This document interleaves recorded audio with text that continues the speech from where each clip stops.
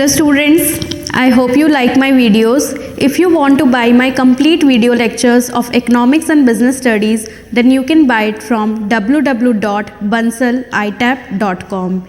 You can also pay through debit card, credit card, Paytm and net banking. Kindly share this video to all your school friends and also subscribe to my YouTube channel to get the free videos. Thank you. Happy learning with Bansal Learning. Good afternoon class. Today we will read about chapter 2 of business studies. Forms of business organizations. First class में हमने chapter 1 पढ़ा nature and scope of business. तो उसमें हमने क्या पढ़ा कि business क्या होता है. Business is any sort of human activity which we are doing for earning profit. अब हम पढ़ेंगे कि बिजनेस ऑर्गेनाइजेशंस के कितने फॉर्म्स है. अब मान लो मेरे को बिजनेस करना है, तो अब जब बिजनेस करना है तो उस बिजनेस को करने के लिए कोई एक फॉर्म तो लूँगी मैं, तभी तो मैं बिजनेस कर पाऊँगी. फॉर्म का मतलब यहाँ क्या हुआ कि मुझे बिजनेस करना है, तो अब मैं ये सोचूंगी कि मैं अपना बिजनेस किस टाइप का बनाऊँ. क्या मैं वो प्राइवेट सेक्टर टाइप का बिजनेस खोलूँ, या पब्लिक सेक्टर हो, या वो जॉइंट सेक्टर हो. तो ये क्या है, फॉर्म्स है. अब जैसे अगर मान लो मैंने सोचा कि मेरे को private sector type of business अपना खोलना है, तो उसमें भी मैं अब ये देखूंगी कि मुझे किस टाइप का बिजनेस करना है. मुझे खुद को अकेले को बिजनेस करना है तो मैं सोल प्रोप्राइटरशिप के बारे में सोचूंगी. अगर मैं सोच रही हूँ कि मेरे साथ मेरे एक दो फ्रेंड्स और हैं जो मेरे साथ बिजनेस करने में इंटरेस्टेड है, तो मैं इनको भी साथ में लेके एक और बिजनेस बना सकती हूँ जिसको मैं पार्टनरशिप कह सकती हूँ. तो कहने का मतलब ये है कि अगर आप कोई बिजनेस करना चाहते हो, आप खुद की एक एंटिटी खोलना चाहते हो, तो आपको उस बिजनेस को एक फॉर्म देना पड़ेगा. तो वो फॉर्म हम क्या पढ़ेंगे आज इस चैप्टर में पढ़ेंगे, फॉर्म्स ऑफ बिजनेस ऑर्गेनाइजेशन में. अब जैसे मैंने बताया कि अगर किसी एंटरप्राइजेस को अपना बिजनेस चालू करना है तो उसको पहले डिसाइड करना होगा कि वो किस सेक्टर में जाना चाहता है.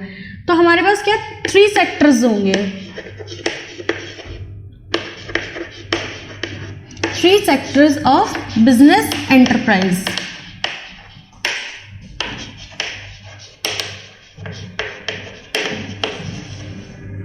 अब वो 3 सेक्टर्स कौन कौन से हैं हमारे पास. सबसे फर्स्ट है private sector.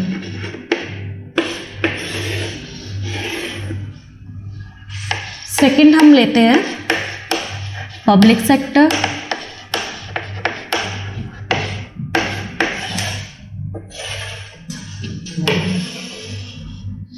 And third is joint sector.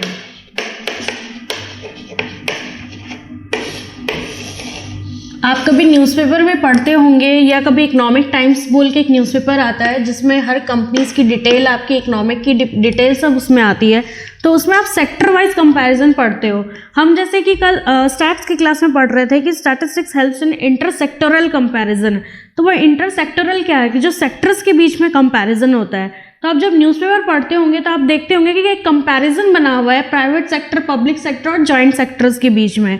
तो ये जो ये क्या हो गया, सेक्टर्स हो गए. ये प्राइवेट सेक्टर अलग सेक्टर हो गया, पब्लिक सेक्टर भी एक अलग सेक्टर है, जॉइंट सेक्टर भी अलग सेक्टर है. अब मेरे को अगर जानना है कि कौन सा सेक्टर कितना प्रोग्रेस कर रहा है, तीनों में से कौन सा सेक्टर कितना डेवलप कर रहा है, तो उसके लिए मैं स्टैटिस्टिक्स स्टडी करूँगी और उसके बाद मैं देखूँगी कि इन तीनों में से कौन सा सेक्टर ज़्यादा प्रोग्रेसिव है.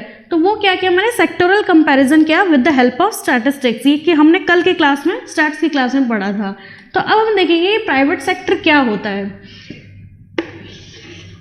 प्राइवेट सेक्टर वो होता है, इसमें आपको 2 पॉइंट्स तीनों में एक पॉइंट याद करने की जरूरत है, OCM. OCM का मतलब यहाँ क्या हुआ, ओन्ड, कंट्रोल्ड एंड मैनेज्ड. ये 3 पॉइंट्स आप याद रखना क्योंकि वो आपको इन तीनों सेक्टर्स में इसकी ज़रूरत पड़ेगी. अब प्राइवेट सेक्टर की बात करें तो प्राइवेट सेक्टर में क्या होता है, it is own, controlled and managed bye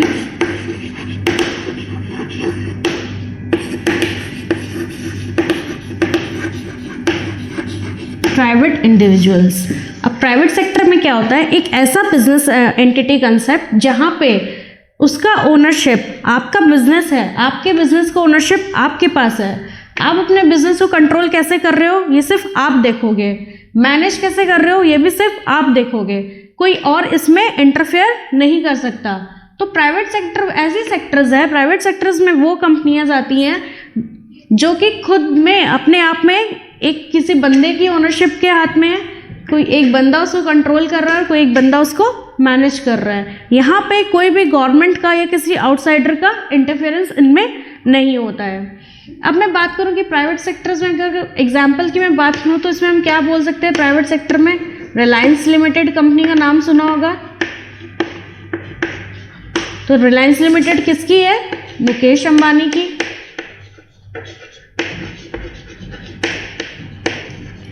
तो रिलायंस लिमिटेड कंपनी की जो ओनरशिप है, उसका जो कंट्रोल है, उस कंपनी का जो मैनेजमेंट है, वो सब किसके हाथ में है, मुकेश अंबानी के हाथ में है। तो ये क्या हुआ, हमारा प्राइवेट सेक्टर हुआ। अब बात करते हैं पब्लिक सेक्टर की। पब्लिक सेक्टर में अगेन आप ये OCM वाला कंसेप्ट याद रखना। तो क्या है हो गया public sector, owned, controlled and managed by some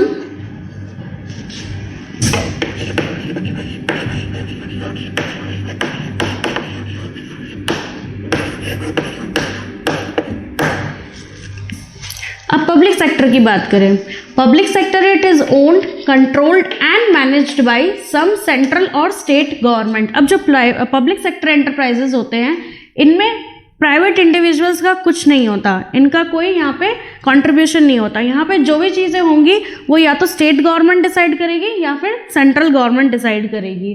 public sector companies का मैं आपको एग्जांपल दूं, अगर भेल, सेल एंड गेल। अब आप पूछोगे ये क्या है, ये तीनों एक पब्लिक सेक्टर कंपनीज के एग्जाम्पल हैं। भेल का है full form Bharat Heavy Electronics Limited. SAIL है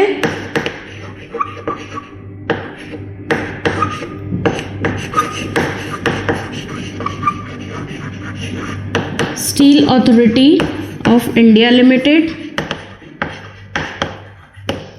एंड गेल है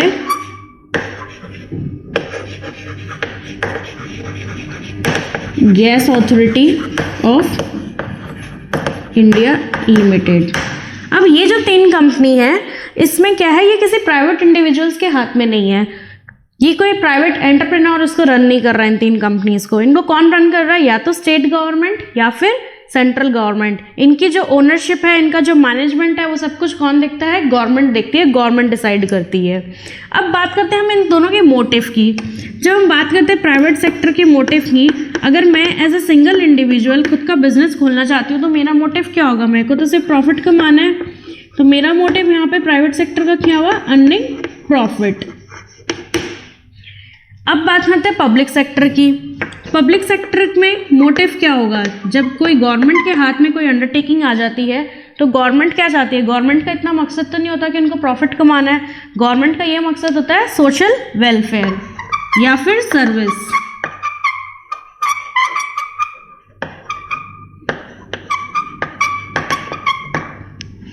अब बात करते हैं जॉइंट सेक्टर की। आप जॉइंट सेक्टर से ही समझ रहे हो कि जॉइंट सेक्टर में क्या होगा, जॉइंट कॉम्बिनेशन आप मान लो प्राइवेट प्लस पब्लिक का। अब इसमें क्या होता है, ओनरशिप, कंट्रोल एंड मैनेजमेंट हम देखेंगे। अब यहाँ पे क्या है, जो जॉइंट सेक्टर में जो डे टू डे एक्टिविटीज है,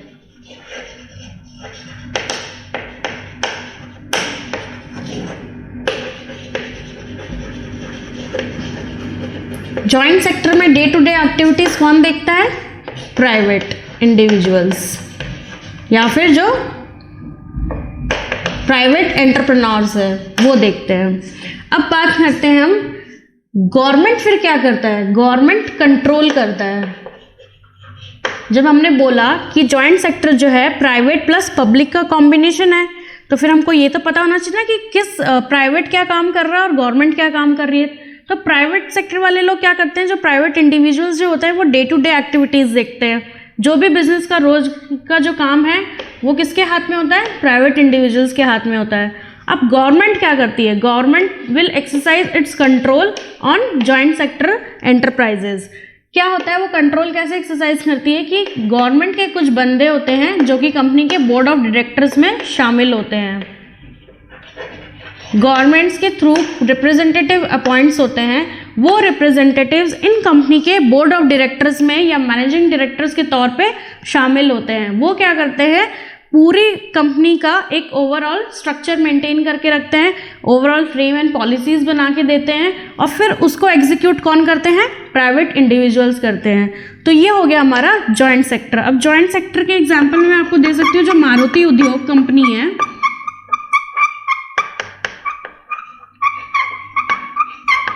वो क्या है, इसका मारुति उद्योग कंपनी के जो डे टू डे एक्टिविटीज़ है बिजनेस का, वो कौन कर रहा है, वो तो कर रहे हैं कोई प्राइवेट इंडिविजुअल, जो प्राइवेट एंटरप्रेन्योर्स है। लेकिन जो इसका कंट्रोल है वो किसके हाथ में है, जो इस कंपनी के जो बोर्ड ऑफ डायरेक्टर्स और मैनेजिंग डायरेक्टर्स लोग जो भी होते हैं, वो क्या होते हैं, एक तरह से गवर्नमेंट के रिप्रेजेंटेटिव्स होते हैं। तो वो इस कंपनी की जितनी भी एक्टिविटीज़ है उस पर कंट्रोल बनाए रखते हैं। तो this is what we have discussed about private sector, public sector and joint sector. अब बात करते हैं जॉइंट सेक्टर का मोटिव क्या होता है, अर्निंग प्रॉफिट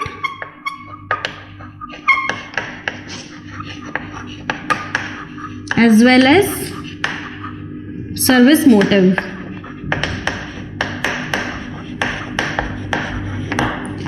यहाँ पे इन दोनों का मोटिव साथ साथ चलता है। प्राइवेट इंडिविजुअल्स अगर काम कर रहे हैं तो उनका तो मोटिव है प्रॉफिट, उनको प्रॉफिट अचीव करना है, तभी वो साथ में काम कर रहे हैं। और गवर्नमेंट को क्या है, एक सर्विस मोटिव है, उनका मेन मोटिव है कि सोशल वेलफेयर होनी चाहिए। तो इस सेक्टर में क्या है कि दोनों के जो सेल्फ इंटरेस्ट है उसको नज़र में रखा जाता है। तो ये हमने पढ़ा प्राइवेट सेक्टर, पब्लिक सेक्टर और जॉइंट सेक्टर। नेक्स्ट हम पढ़ेंगे कि प्राइवेट सेक्टर कितने टाइप्स के होते हैं। आपके सिलेबस में प्राइवेट सेक्टर के फॉर्म्स दिए हुए हैं कि हम प्राइवेट सेक्टर अगर बिजनेस खोलना चाहते हैं तो हम किन किन तरीके से अपना प्राइवेट सेक्टर बिजनेस रन कर सकते हैं। नेक्स्ट टॉपिक में हम आएंगे जो कि है फॉर्म्स ऑफ प्राइवेट सेक्टर, और उनको हम डिटेल में पढ़ेंगे कि जैसे कि मैं एग्जांपल दूं कि जैसे सोल प्रोप्राइटरशिप बिजनेस है, उसके मेरिट्स क्या है, उसके डिसएडवांटेजेस क्या है, पार्टनरशिप अगर मैं खोल रही हूँ तो उसके क्या एडवांटेजेस है, उसके क्या डिसएडवांटेज है। एक जॉइंट स्टॉक कंपनी बोल के भी एक एग्जाम्पल होता है फॉर्म्स ऑफ प्राइवेट सेक्टर का, तो उसके भी हम नेचर, उसके मेरिट्स, एडवांटेजेस, कंपनी कैसे फॉर्म होती है, पार्टनरशिप फॉर्म कैसे रजिस्टर्ड होता है, तो ये सब कुछ हम इस टॉपिक में पढ़ेंगे। आपके सिलेबस में सिर्फ फॉर्म्स ऑफ प्राइवेट सेक्टर है, बाकी ये नहीं है। तो we will read in detail about the forms of private sector now.